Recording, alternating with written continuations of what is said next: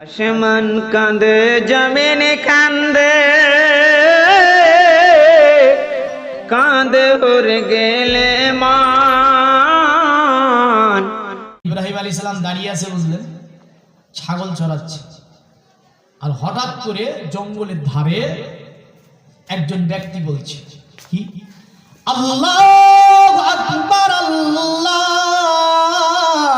আকবার। এটা কি আযান? আল্লাহর নাম।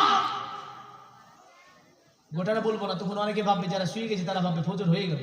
হ্যাঁ না, ভাবতে পারে যে ফজর হয়তো হয়ে গেল, দেখি উঠি নামাজে যাই। তো ইব্রাহিম আলাইহিস সালাম দেখছে কেউ যেন আযান দিল, আল্লাহর নাম নিল। ইব্রাহিম আলাইহিস সালাম দেখছে একটা পথিক। ইব্রাহিম বলছে, পথিক, আর একবার আল্লাহর নাম তুমি আমাকে শুনিয়ে দাও। পথিক বলছে, আল্লাহর নবী ইব্রাহিম, আল্লাহর নাম শুনিয়ে দেব, তবে টাকা লাগবে। কি লাগবে? টাকা লাগবে। আল্লাহর নবী ইব্রাহিম বললে, পথিক, তুমি যদি আর একবার আল্লাহর নাম শুনিয়ে দাও, আমি ইব্রাহিম আলাইহিস সালাম আমার যতটি ছাগল আছে এই ছাগলের অর্ধেক ছাগল তোমাকে দিয়ে দেব। ফিনি হাকিকাতান সিওয়ায়ে রাব্বি, আমি নবী যে কি আল্লাহ ছাড়া আর কেউ জানে না। জোরে বলেন সুবহানাল্লাহ।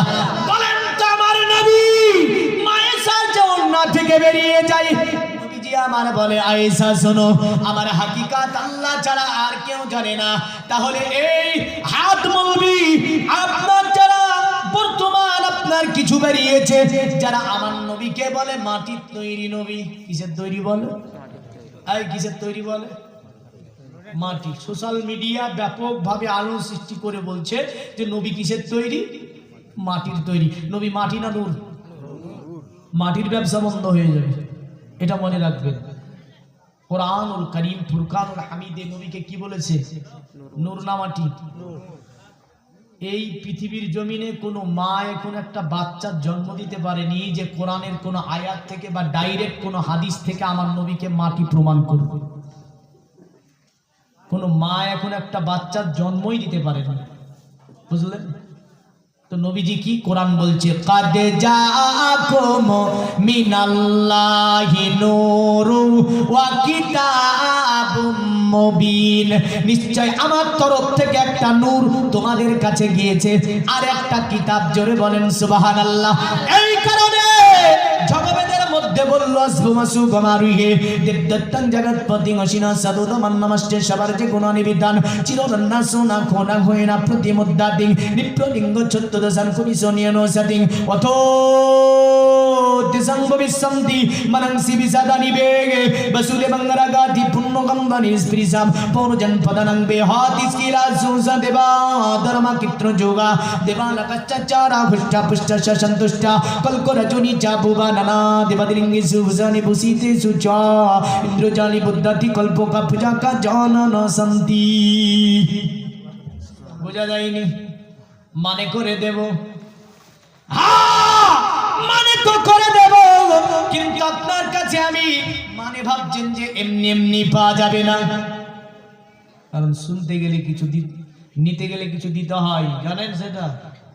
হ্যাঁ, দিতে হয় না?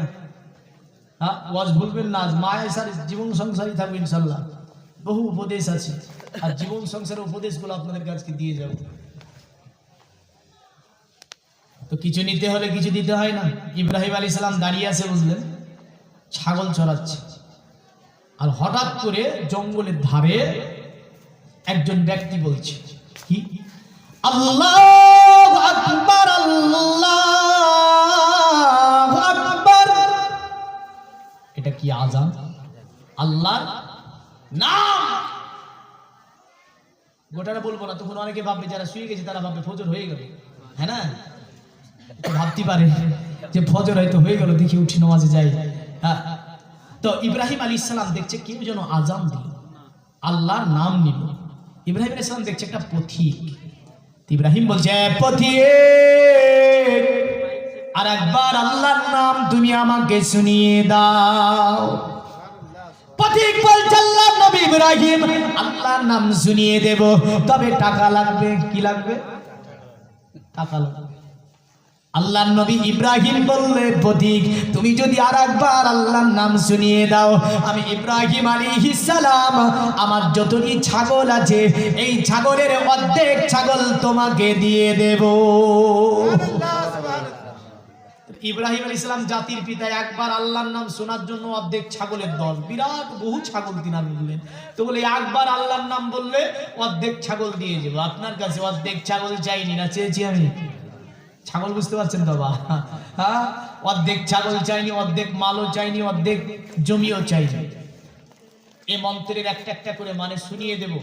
5 জন ব্যক্তি 500 করে টাকা ঈদগাহে রেখে দেন দিন। এই পারবেন না? বিবি বাচ্চা সংসার এর ওর জন্য বহু টাকা, লাখ লাখ টাকা ব্যয় করেছে, কিন্তু খোদার কসম এটা আপনার অ্যাকাউন্টে জমা থাকবে। জোরে বলেন সুবহানাল্লাহ। নবী বলেছেন, অতএব as-সাদাকাতু তারাদ্দুল বালা, মুসিবত থেকে তোমাদেরকে হেফাজত করে দুনিয়াতে যে কাজটা, সেটার নাম হচ্ছে সাদাকা। জোরে বলেন সুবহানাল্লাহ। অথবা ডক্টরের কাছে গিয়ে হাজার হাজার টাকা লেগে যায়, 10,000 20,000 পুরে যায় না, যায় না? এগুলা মুসিবত। এগুলো কি মুসিবত? এই মুসিবত থেকে বাঁচার জন্য নবীজি বলেছেন সাদাকাতু তারাদ্দুল বালা, তোমরা দুনিয়াতে মুসিবত থেকে বাঁচার জন্য আল্লাহর রাহে সাদকা করো। জোরে বলেন সুবহানাল্লাহ, সুবহানাল্লাহ। 5 জন ব্যক্তি মন্ত্রের মানে শোনাব, 500 কোটি টাকা চেয়েছে, বেশি চাইনি বাবা, নাই? দেখেন ইব্রাহিম আলাইহিস সালাম যখন বলেছে অর্ধেক ছাগল দিয়ে দেব, তো ওই ব্যক্তি আবার দাঁড়িয়েছে, দাঁড়িয়ে আল্লাহর নাম বলছে, আশহাদু আল্লা ইলাহা ইল্লাল্লাহ।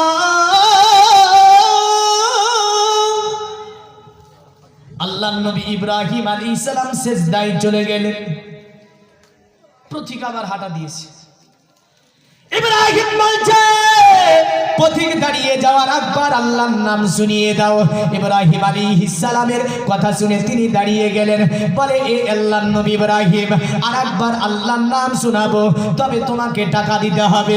ইব্রাহিম বলে, যাও, আমার যতটা ছাগল আছে তোমাকে দিয়ে দিলাম, আরেকবার আল্লাহর নাম শুনিয়ে দাও। জোরে বলেন সুবহানাল্লাহ।